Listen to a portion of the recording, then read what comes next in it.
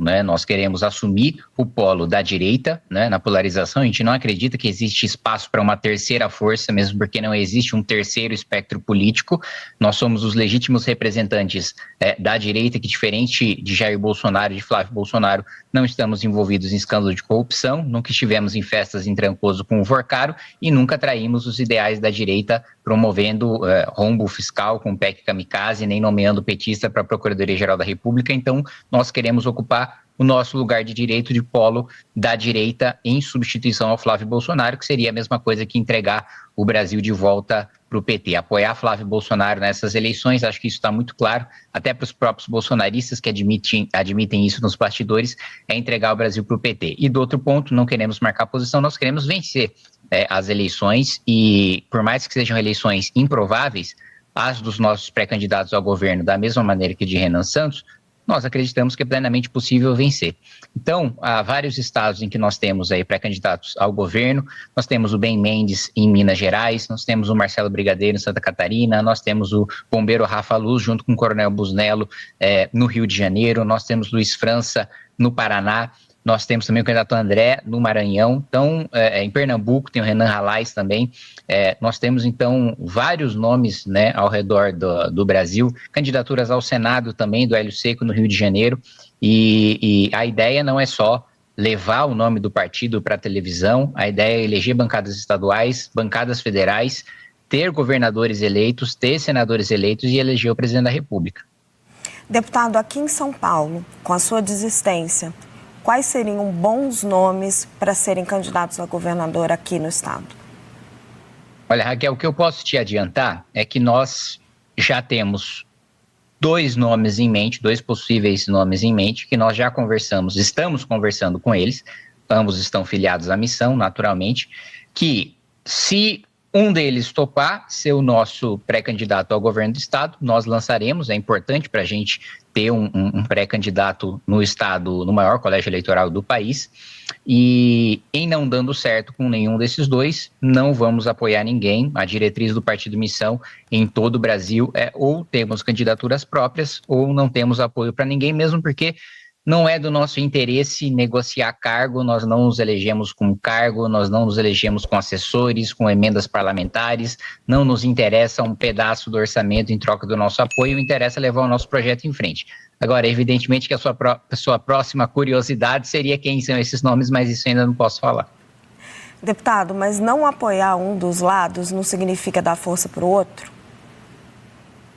Não, eu acho que a eleição depende da competência de cada pré-candidato, né? Se alguém conta aí com o nosso apoio para vencer as eleições, está fazendo um trabalho bastante incompetente com a própria pré-candidatura, porque você não pode depender, né, de força de terceiros para implementar o seu próprio projeto, né? Da mesma maneira que a pré-candidatura do Renan Santos, né, se ela beneficia ou se ela prejudica candidatos quaisquer, não nos interessa, né? Interessa a esses pré-candidatos. O que interessa para a gente é vencer as eleições, né, e implementar o nosso projeto. E se não for para vencer com um projeto que, de fato, transforme o estado de São Paulo ou transforme outros estados ou implementem a visão de país desenvolvido, de país rico, de país poderoso, de país livre que nós temos, não nos interessa implementar o projeto de outras pessoas que a gente sabe que ou tem envolvimento em escândalo de corrupção, ou são incompetentes, ou simplesmente não tem aqueles valores que nós acreditamos que precisam ser levados em frente no estado ou no país. Deputado, vou chamar a Marcela Matos para participar da nossa conversa. Boa tarde, deputado. O senhor disse que vocês são os legítimos representantes da direita, né? Mas no que vocês, de fato, em termos de agenda, de propostas, vocês se diferenciam hoje da agenda, por exemplo, do PL? E eu também gostaria que o senhor falasse um pouquinho das metas para o Congresso, né? Quantos deputados e senadores vocês pretendem eleger neste ano? Bom, primeiro, em relação a valores, né, nós somos honestos, nós não estamos envolvidos em escândalos de corrupção, diferente do Valdemar da Costa Neto, que foi preso no mensalão, e do Flávio Bolsonaro, que recebeu dinheiro de Daniel Vorcaro, nós não temos nenhum envolvimento disso. Em relação ao programa, não tem nem como a gente apontar as diferenças entre os nossos programas para defesa, meio ambiente, saúde, educação, economia, porque não existe programa do PL para comparar. O PL é um partido do centrão.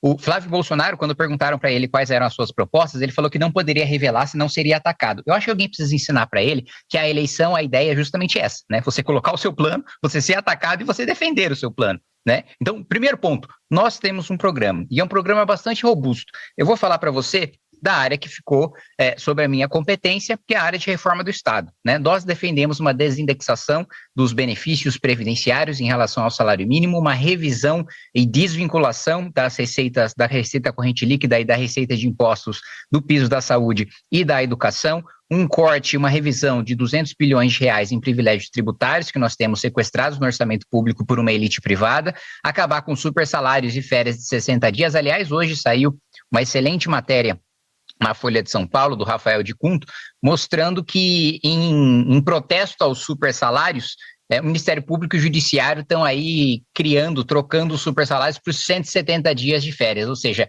cada dia trabalhado vai ser um dia folgado. Isso vai acabar completamente no nosso governo, né, quando o Renan Santos foi eleito presidente da República. Férias de 60 dias, muito mais férias de 170 dias, super salários que hoje já somam 15 bilhões só no âmbito da União, sem contar os estados, sem contar as carreiras jurídicas de alguns municípios também do Executivo que acumulam esses super salários. Revisão de emendas parlamentares, nós vamos desvincular as emendas parlamentares também da receita de impostos. Não faz sentido o incentivo do Congresso Nacional ser arrecadar cada vez mais. Quanto mais o país arrecada, mais emenda você tem. Não, a gente vai vincular as emendas às despesas discricionárias. Então, quanto mais despesa obrigatória o Congresso Nacional cortar, quanto mais ajuste, quanto mais responsável for o Congresso, mais emendas vão existir. Óbvio que no nosso mundo ideal, nós acabaríamos com emenda, não é papel do parlamento executar o orçamento, mas como nós não temos essa realidade política, vamos utilizar o incentivo que hoje o parlamento tem, que são as emendas,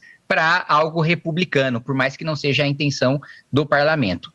Outro ponto importante falar é a lei de responsabilidade gerencial. Tornar inelegível e decretar uma intervenção naqueles municípios que não atingem pisos mínimos de saneamento básico, de educação, né, indicadores no SAEB, né, indicadores também na segurança pública, né, indicadores na saúde, também diminuição de mortalidade infantil, né, a cobertura vacinal, né. Esses municípios, se não cumprirem, existem duas metas diferentes que nós queremos fazer na lei de responsabilidade gerencial. O primeiro piso é em relação ao piso civilizacional. Todo município precisa ter um nível básico de qualidade. Quem não atingir, o prefeito vai se tornar inelegível, durante 8 anos não vai poder disputar as eleições, e se o estado ficar muito grave naquele município, nós vamos decretar intervenção federal numa nova hipótese que a gente pretende colocar na Constituição.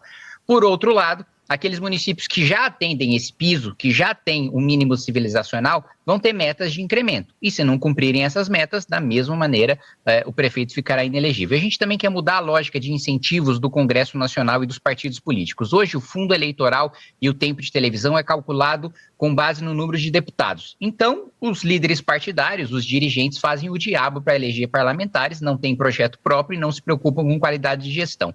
A gente quer vincular o fundo eleitoral e o tempo de televisão à gestão dos prefeitos. Quanto melhores forem os indicadores das cidades administradas por aquele partido, mais fundo eleitoral e mais tempo de TV ele vai ter. Então a gente vai utilizar um incentivo não republicano, que os partidos querem cada vez mais ter verba para campanha, cada vez mais ter tempo de televisão, para um fim republicano. Quanto melhor eles administrarem a população, mais recursos eles vão ter. Rapidinho as administrações vão mudar radicalmente. Eu poderia continuar falando aqui para você em relação à defesa, em relação ao meio ambiente, em relação à infraestrutura, construção de uma malha ferroviária aí de pelo menos mais 20 mil quilômetros. Eu poderia falar para você de qualificação em nível técnico, mas eu acredito que nós não temos tempo suficiente nessa entrevista para colocar aqui as mais ou menos 300 páginas que nós temos de livro amarelo. Então, só para colocar para você, nós temos programa, nós temos ideias. O PL é um balcão de negócios. O PL e eu já escutei isso, vou te falar uma frase interessante que eu escutei de um deputado bolsonarista.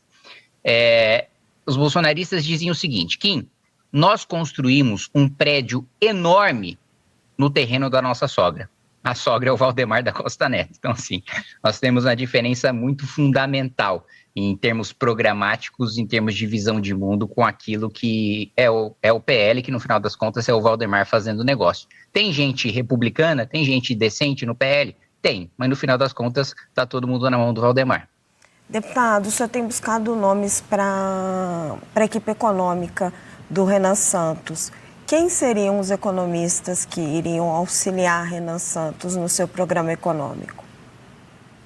Bom, eu comecei agora, né? Ainda não fiz nenhum convite, ainda não tive nenhuma conversa, mas eu vou repetir para você o que eu disse no meu evento, né?